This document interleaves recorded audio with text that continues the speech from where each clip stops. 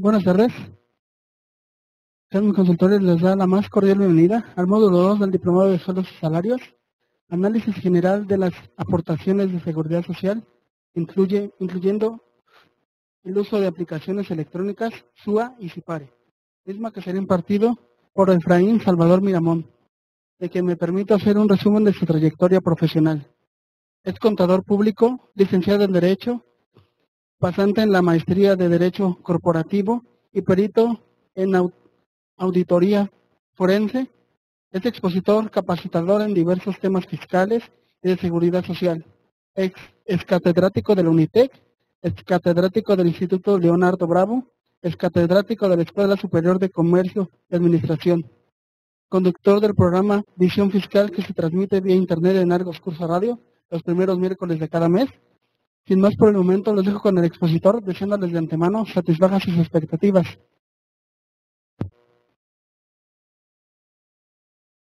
Bien, vamos a empezar con el módulo 2, que se refiere a las cédulas de determinación mensual y bimestral.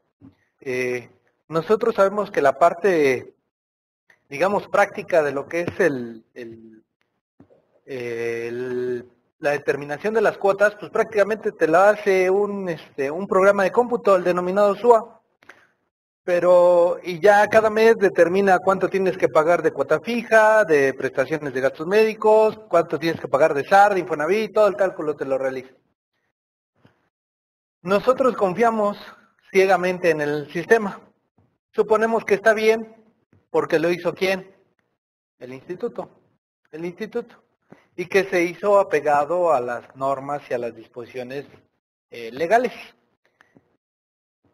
Puede que sea correcto, puede que esté bien, puede que al final el resultado exista una variación mínima o que le llamamos en auditoría una diferencia inmaterial, una diferencia no significativa, una cuestión de importancia relativa que no representa mucho en relación con el contexto total de la determinación de cuotas.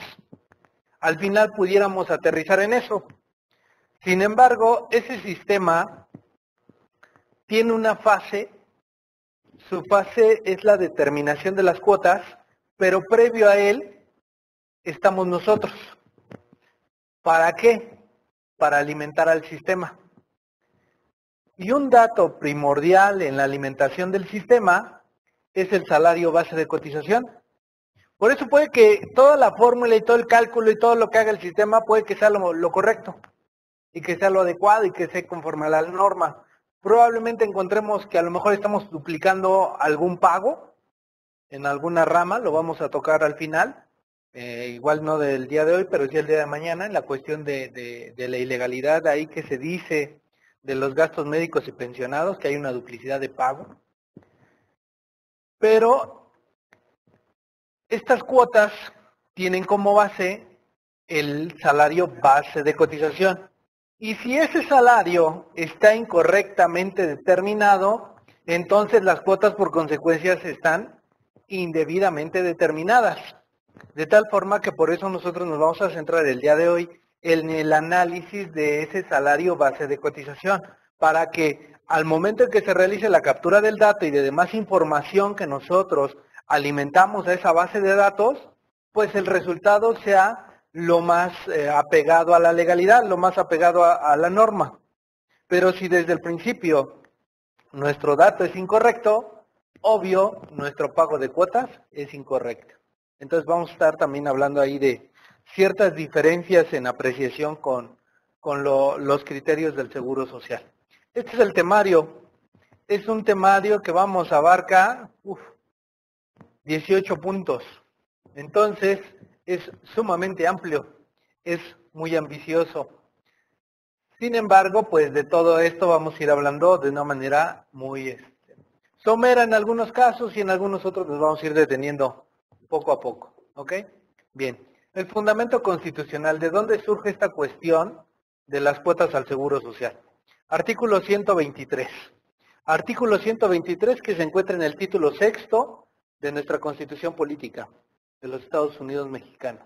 El artículo 123 establece que toda persona tiene derecho al trabajo digno y socialmente útil, Al efecto se promoverán la creación de empleos y la organización social del trabajo conforme a la ley.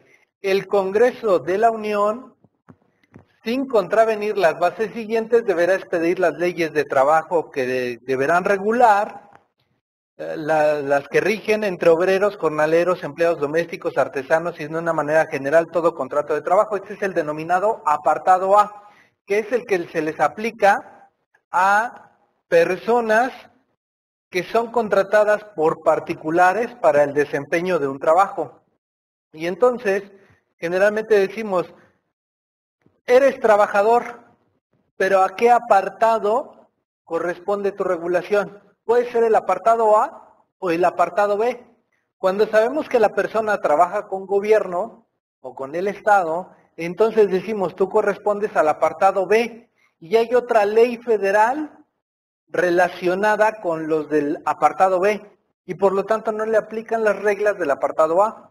Las del apartado A, se deriva toda su regulación en la Ley Federal del Trabajo. ¿Ok? Ahora bien, dentro de este apartado A, en la fracción 29, establece que es de utilidad pública la Ley del Seguro Social y en ella comprenderá los seguros de invalidez, vejez, vida, cesación involuntaria del trabajo, enfermedades y accidentes de servicios de guardería y cualquier otro encaminado a la protección y bienestar de los trabajadores campesinos no asalariados y otros sectores sociales. ¿Qué significa? Que la seguridad social o la cuestión del seguro social se deriva o su fuente la tiene el artículo 123 constitucional. El 123 en su apartado A. Pero el apartado A, ¿qué regula? ¿Qué rige? La relación de trabajo. Si está regulando la relación de trabajo, entonces hablamos ¿de qué? De un trabajador y de un patrón. Y de esa relación de trabajo que se da, tiene como consecuencia la ley del seguro social. La ley del seguro social no viene de forma independiente, como la ley del impuesto sobre la renta, que no me interesa si eres trabajador, si eres de honorarios, si eres arrendador, si eres empresario, si eres socio, si eres asociado. Esa parte no me interesa, porque la ley del impuesto sobre la renta lo que pretende regular son los ingresos que perciben ¿quiénes? Personas físicas o personas morales y comienza a clasificar los distintos tipos de ingresos que pueden obtener. Pero ahí no le interesa más que la regulación del ingreso. En el caso del IVA, es una norma totalmente independiente y cuando se dan los actos o actividades que en ella se regulan, entonces se causará el impuesto. De tal forma que si una persona decide enajenar un bien, por ejemplo una persona física de sueldos y salarios, que va, compra su automóvil y después se lo quiere vender a su compadre. Dice, ahí hay un acto de enajenación, sí, y está regulado por la ley del IVA, sí, y está grabado. La respuesta sería no. Sí está regulado, pero no está grabado. ¿Por qué? Porque se trata de un auto usado o de un bien mueble usado. Y entonces los bienes muebles usados que se enajenen no causan el impuesto al valor agregado, salvo quien lo enajena sea una empresa. Y entonces ahí no hay condiciones o características, tiene que ver con la hipótesis que esté marcando la norma sobre los actos o actividades que se estén desarrollando y eso es lo que pretende grabar. En el caso de la ley del seguro social, es consecuencia de una relación de trabajo. Si no existe esa relación de trabajo, entonces ¿habrá pagos de seguro social? La respuesta es no. Si tú trabajas con una persona que te brinda un servicio profesional independiente, totalmente independiente, que no sigue ninguna orden tuya, sino el compromiso de entregarte un servicio o un trabajo, entonces él no tiene por qué ser sujeto de afiliación. ¿Por qué? Porque no es trabajador, y si no es trabajador, simplemente no se da la norma que provoca o que tiene como consecuencia la aplicación de la ley del Seguro Social. Entonces la cuestión del fundamento de esta ley se encuentra en el apartado 123, más bien en el artículo 123 apartado A, pero que se refiere a la regulación de trabajo. Y si yo no me encuentro en una regulación de trabajo, no puede darse la ley del Seguro Social. Ejemplo, tú rentas un inmueble, rentas tu casa habitación. Oye, ¿tengo que inscribir al Seguro Social al arrendatario? No, porque no hay que. relación de trabajo. Pero sin embargo, si tienes a un conserje al cual tú le das órdenes, realiza el mantenimiento, la limpieza, etcétera, en el inmueble, entonces a él hay que pagarle un salario.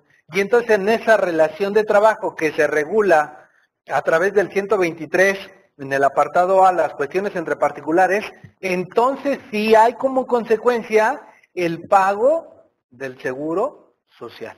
¿Ok? Entonces, ese es el fundamento constitucional de donde surge la ley del seguro social. No lo veamos como una ley independiente o aislada o que no tiene nada que ver con la cuestión civil o mercantil. Esta ley del seguro social tiene que ver con el aspecto laboral, 100%. ¿Ok? Ahora vamos a conocer la connotación fiscal de las cuotas. ¿Ok?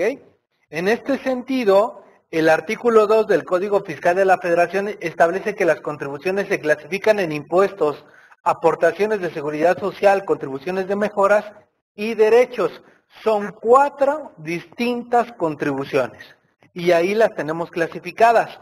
Respecto de las aportaciones de seguridad social se establece: las aportaciones de seguridad social son contribuciones establecidas en la ley a cargo de personas que son sustituidas por el Estado en el cumplimiento de las obligaciones fijadas en materia de seguridad social. Es decir, hay un ente que viene a sustituir al Estado. Por lo tanto, ¿quién brinda la seguridad social? ¿El Estado? No, el Estado no lo brinda. Es un ente que sustituye al Estado en proporcionar esa seguridad social.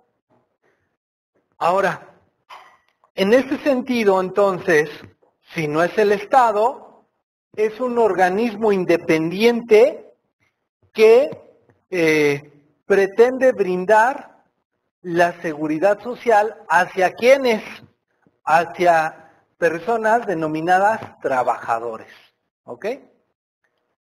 La seguridad social, de acuerdo al artículo 2 de la Ley del Seguro Social, ¿a qué se refiere? Porque ¿cómo sé si una persona, si un ente está brindando o no seguridad social? Bueno, la seguridad social no hay una definición que establezca la norma y defina. Seguridad social se entiende por, como si existe, por ejemplo, en la ley del impuesto sobre la renta, para efectos de actividades empresariales comprenden las siguientes, ¿no? Artículo 16 del Código Fiscal de la Federación, o artículo 14, para efectos fiscales se considera enajenación y comienza una serie de hipótesis. En la parte de la seguridad social no existe una definición que nos diga, seguridad social se entiende por, pero sí nos define, o sí nos establece cuál es la finalidad que persigue la seguridad social. Persigue garantizar el derecho a la salud, la asistencia médica, la protección de los medios de subsistencia y los servicios sociales necesarios para el bienestar individual y colectivo, así como el otorgamiento de una pensión. ¿El seguro social brinda todo esto? Pongamos ejemplo, se enferma un trabajador, ¿a dónde acude? Al seguro social. ¿Qué le brindan? Asistencia médica. Y con la asistencia médica le están garantizando ¿qué? El derecho a la salud. El derecho a la salud significa cuando él se enferme, puede acudir ante el organismo denominado Seguridad Social y le van a brindar esa asistencia médica. La protección de los medios de subsistencia. ¿Con qué vive un trabajador? ¿Cuál es su medio económico de subsistencia? Su salario. ¿Lo protege el Seguro Social? Sí, sí lo protege. Tan es así que cuando el trabajador se incapacita, ¿qué le paga el Seguro Social? Un subsidio por incapacidad. Le paga un subsidio por incapacidad. A cambio de tu salario, ¿qué te estoy entregando? Un subsidio. ¿Para que tú te estoy protegiendo qué? El medio de subsistencia. Si tú vives con esto, entonces yo te voy a entregar esto otro. ¿Para que no qué? No te mueras. Para que puedas qué? Subsistir. Puedas subsistir. Y los servicios necesarios para el bienestar individual y colectivo. ¿Qué significaría un bienestar individual? ¿Qué significaría un bienestar colectivo? Ejemplo, bienestar individual.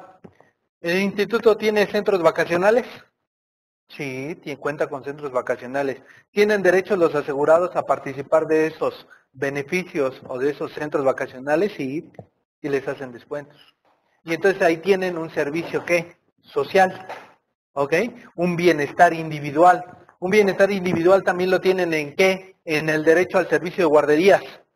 También hay un bienestar individual. Bienestar colectivo. ¿El instituto tiene velatorios? Sí. ¿Los pueden ser utilizados también por los asegurados? Sí, también pueden ser utilizados por los asegurados. Entonces tenemos bienestar individual, bienestar colectivo. ¿Tú sabías que a través del instituto se puede regularizar la condición del estado civil? Se puede regularizar a través del instituto, no necesariamente a través de un juzgado o de un matrimonio o de un acta de concubinato. Hay algunas situaciones que no conocemos del instituto, pero que nos pueden ayudar. Y, por ejemplo, no están casados, viven en unión libre y quieren el reconocimiento del matrimonio. Llego con el Seguro Social para que me reconozca el estado civil. Y entonces el instituto con sus facultades, por eso se paga, un porcentaje que se paga del 1% de los patrones, ¿qué seguro es? Guarderías y prestaciones sociales. De ese seguro hay una parte que se toma para guarderías, pero no todo. Nosotros generalmente decimos, ¿sabes? El 1% de guarderías, pero no todo es de guarderías. Esa parte de ese 1% se toma el 75% para guarderías y el resto para subsistir, o más bien, para subsidiar este tipo de trámites, para que te acerque con el juzgado, para que te haga los trámites, para que te apoye en la regularización del estado civil. Sí, al final te apoyan ellos para que no contrates al abogado, para que no contrates a... No, mi familia no quiere a tu familia. Y pues no los podemos invitar a la boda. Tenemos de dos, o lo hacemos directamente a través del juzgado, o contratamos con un abogado, o vamos con el Seguro Social para que nos asista. Otra función que tiene la cuestión de servicios sociales es el apoyo, por ejemplo, para la cuestión del control de los embarazos, de la natalidad, la planificación familiar. Es otro de los apoyos. La otra asistencia colectiva que se brinda, lo hemos escuchado mucho en la radio, y es la situación del prevenir. Ese se ubica totalmente en esa situación.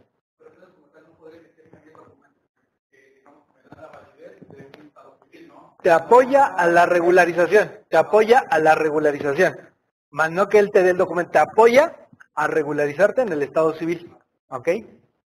Ajá, ya queda más claro con la situación.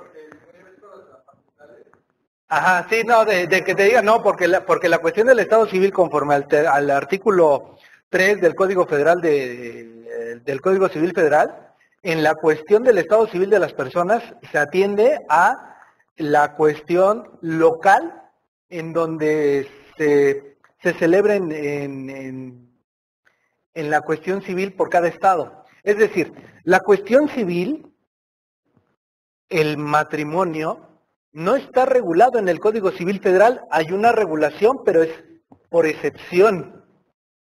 Pero la cuestión del matrimonio está regulado por cada una de las entidades federativas. Por lo tanto, se entró mucho en la controversia cuando se consintió, se autorizó, se promovió el matrimonio entre personas del mismo sexo en el Distrito Federal. Y la pregunta era, ¿y ese matrimonio entre personas del mismo sexo tiene efectos hacia otros estados? Por supuesto que sí. Por supuesto que tenía los mismos efectos. Y eran matrimonio aquí y en cualquier parte del país. Pero aunque en otro estado, Sonora, Aguascalientes, Durango, no aceptaran o no se encontrara dentro de su código el matrimonio entre personas del mismo sexo, tenía que aceptarse el matrimonio que se daba en el Distrito Federal con el reconocimiento allá. Es el problema que tienen personas que contraen matrimonio, que son del mismo sexo en el Distrito Federal, les reconocen ya en los estados, se está reconociendo ese matrimonio, pero ¿quién no se lo reconoce? Seguro Social. Porque hay la ley del Seguro Social, lo vamos a observar, es una ley discriminatoria en el género. porque te habla de viudo, viuda, esposa, esposo, concubino, concubinario, más bien concubinario, concubina. Entonces, esas expresiones producen que ciertos derechos no se otorguen hacia personas que contraen matrimonio y que son del mismo sexo, por la etiqueta que tiene el Seguro Social. En cambio, en la ley de renta, por ejemplo, se decía, bueno, si tú estás casado, hay algunas operaciones fiscales que van al 50-50. 50% la esposa, 50% el esposo. Oye, ¿y cuando son matrimonios entre personas del mismo sexo tienen derecho a la exención, por ejemplo? Claro, porque en la ley del impuesto sobre la renta no se habla de esposa o esposo, se habla de cónyuge, nada más. Y si entonces en el ámbito civil son cónyuges, más que suficiente. ¿Para qué? Para que tengan los beneficios o los tratamientos que se les dan seguro en la ley de impuesto sobre la renta a cualquier matrimonio heterosexual. Y entonces aquí en la cuestión del seguro social entra mucho en conflicto esa discriminación de género, porque no se da. ¿Y por qué no se da? Bueno, porque la ley no está diseñada para ese tipo de problemáticas, no ha sido actualizada todavía en ese sentido. Es una ley que si bien es del 97, pero trae mucha historia desde el 73, y la del 73 tiene su historia en la ley del 43. Entonces, un México del 43 a un México del 2015 ha cambiado muchísimo. Ha cambiado demasiado la historia.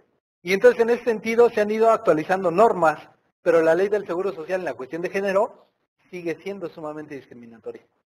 Entonces, son partes de los puntos que vamos a estar también tocando. Sí, adelante. A lo mejor puesto en que ubicar en una hipótesis, o a lo mejor no podemos ubicar en esa hipótesis que hay discriminación respecto al género, yo podría promover algún medio de defensa. Claro, Hay, claro. pero ahorita, digamos, en este sentido, los tribunales han acatado algunas disposiciones. ¿Se enteró de alguno o hasta ahorita todavía no ha sido contemplada esa parte? No, sí, ya ha sido a partir, si no me equivoco, bueno, no te voy a decir fechas, pero sí te voy a decir que ya personas que han contraído nupcias con otras de su mismo sexo han tenido los beneficios del Seguro Social. ¿Cuál es el camino? ¿Cuál es la metodología? La metodología es presentar el trámite como cualquiera.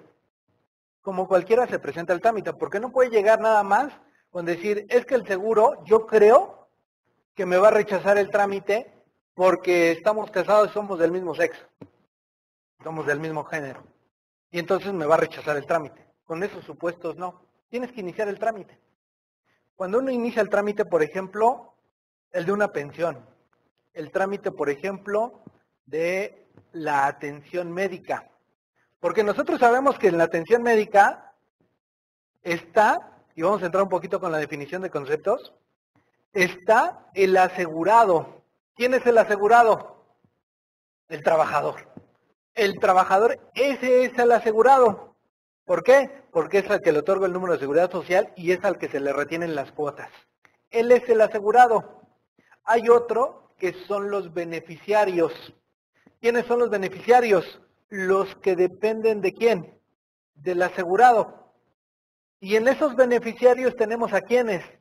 Hijos, pareja y padres. Está ese círculo de los beneficiarios. Y luego tenemos otra denominación que son los derechohabientes. ¿Quiénes son los derechohabientes? El asegurado, el beneficiario o el pensionado. Es decir, dependiendo en qué posición se encuentre la persona, puedo saber si estoy hablando con el asegurado, que a la vez puede ser derechohabiente, pero él no puede ser beneficiario. O estoy hablando con alguien que es beneficiario, pero no puede ser asegurado, pero sí puede ser ¿qué? Derechohabiente.